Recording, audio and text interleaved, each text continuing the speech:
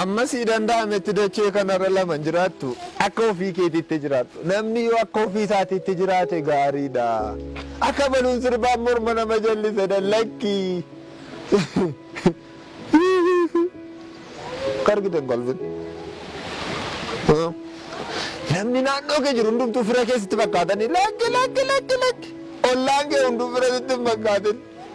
Namasi yaadurra namasi nyaatu baay'eedha gaafa jedhu na namantu sila maraataa dhaan jette waan ta'eef na namantu. Ala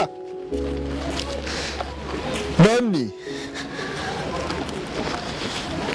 hin dhalata namni cidha sadii qaba jedhan takka gaafa dhalatu takka gaafa fuudhu takka gaafa du'u. Ala cidhi kun sadanu cidha isa tokko gaafa dhalatte akkuma dhalatte boossa. Gaafuma dachee kanatti dhufu ilmi namaa hin bo'u.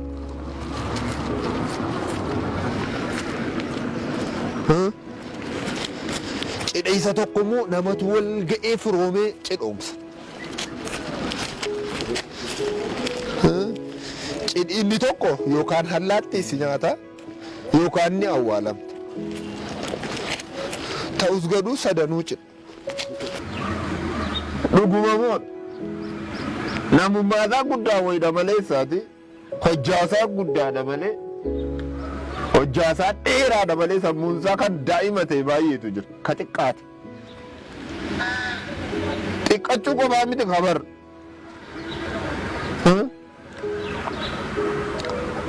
Ani kan na dhibu takka kaa yeroo hundumaa na ajaa'iba aduma samaraataa kana kan na dhibu. Namni kun cufti akkuma laddachii kanarra akkuma dhangala'u kanatti gaafa jiraatu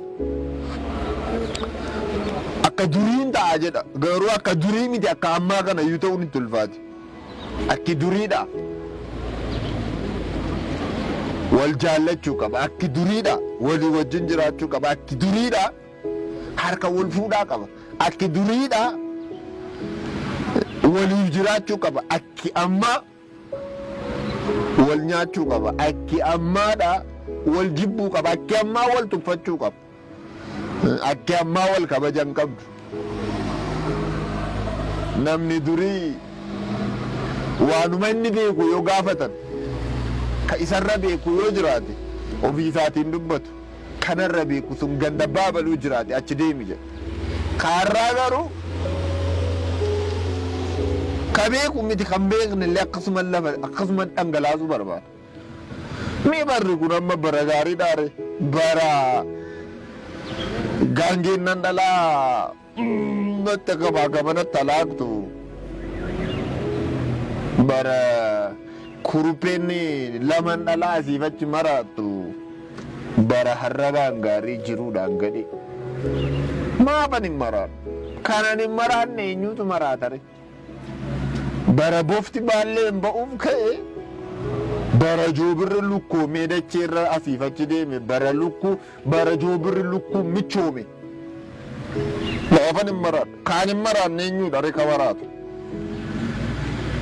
Dachee lakkuu jiruun ishee nama jibbisiisu kan gaafa hundumaa balfa nama jettu.